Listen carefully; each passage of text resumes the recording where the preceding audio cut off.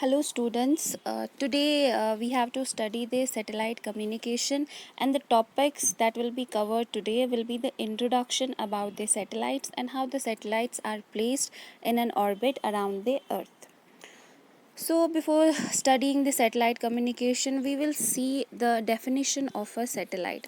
A satellite is an object that orbits around another large object like planet.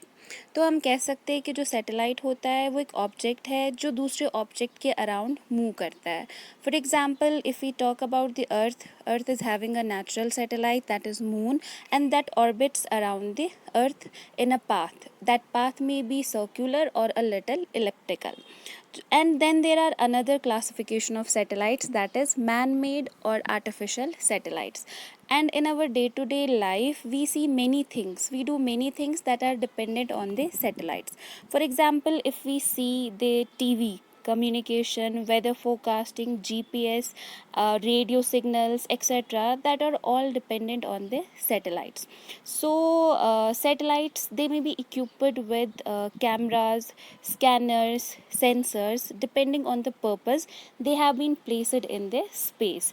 If you have to take the weather report, you may use cameras, etc., for the navigation purposes, but mainly we make use of the satellites for the communication purposes.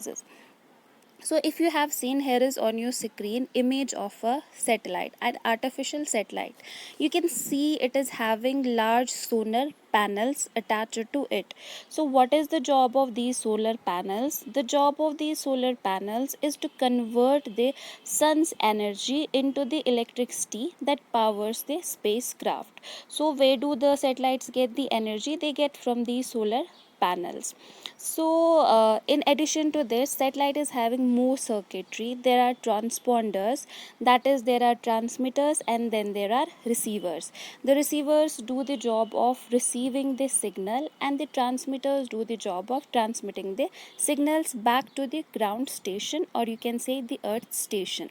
And then there is some control circuitry for the remote control. For example, if we have to change the position of the satellite, etc., we can somehow remotely control that, and for that there is some control circuitry, and there is also some additional circuitry in the satellite. So that is what a satellite looks to us. Now if we go how the satellites are placed in an orbit around the earth, we have to study that part now.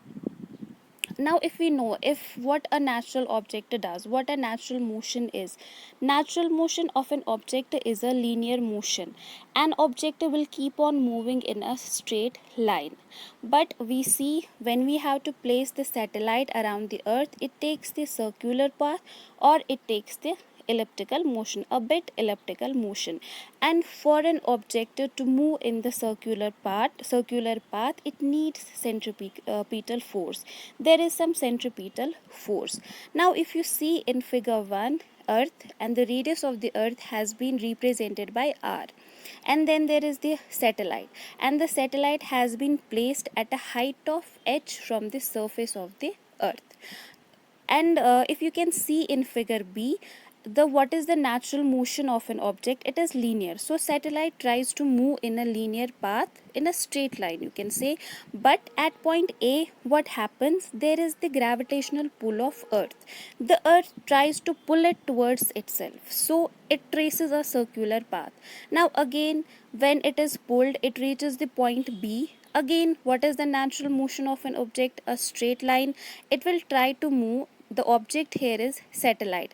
It will try to move in a straight line, but again there is the gravitational pull of the earth. It will try to pull the satellite towards itself, so the satellite traces this circular path. It reaches the point c. Again it will try to move in a straight line, but again there comes play a gravitational pull of the earth, and it is again forced towards the earth. But the gravitational pull of earth is not so large that it can pull it entirely towards the earth and the satellite will fall on the earth. No, there comes the role of the velocity. The velocity with which the satellite moves, whenever some object moves in the circular path, there is the centripetal force. So there are now two forces in the picture. One is the centripetal force and another is the gravitational pull pull of the earth. Now we find that neither the satellite is coming closer to the earth nor it is going away from the earth, but it moves in a circular path. That means it is balanced. So this gravitational pull of the earth is balanced by some other force, and that force on your screen, it is given by mv square by r, where m is the mass of the satellite, v is the velocity with which satellite is moving, and r is the radius of curvature. If you can see in the previous, if I'll move it back, here is the r, small r, and small r, that is equal to r plus h. So that is the mass of the satellite, v is the velocity with which the satellite is moving, and r is the radius of curvature. So the balance condition we have achieved. The gravitational pull of the earth is equal to the mv square by r. Now if this gravitational pull is more than mv square by r, satellite will come closer and closer and closer to the earth.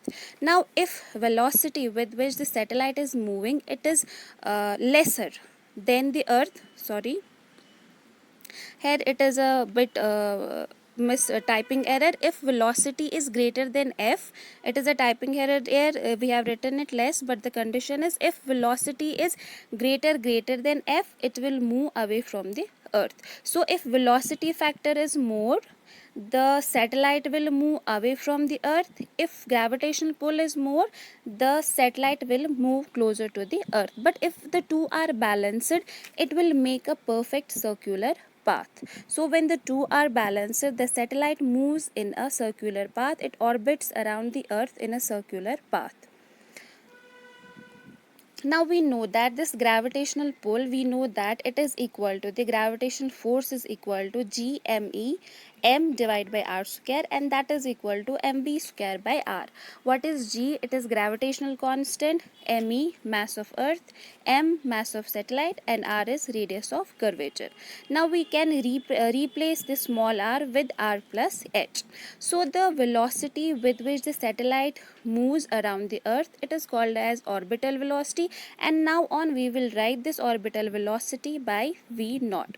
Now we equate the two equations and we see mass is same on the both sides, that is m, we can cancel it out, and r in the denominator, one r goes, so we are left with v naught is equal to root of g me divided by r, or we can replace r divided by r, we can replace by r plus h. So the equation for the orbital velocity is v naught is equal to root of g me divided by r plus h.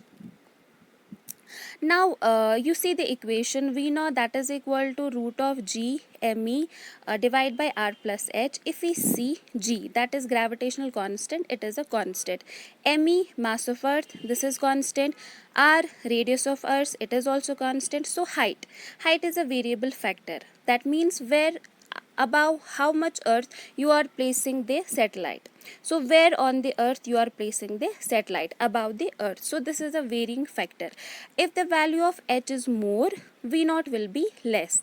If the value of h is less, v naught will be more. So what we can conclude from this, above earth higher satellites need less velocity and lower satellites need more velocity.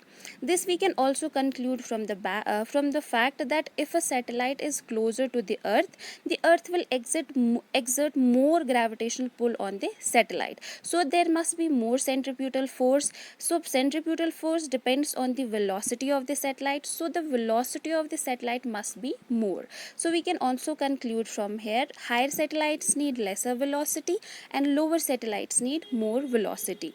Now if we place a satellite closer to the surface of the earth, in that way we can neglect the h. How we can neglect the h? Since r, you see the denominator r plus h, since r is the radius of the earth and its value is 6400 kilometer.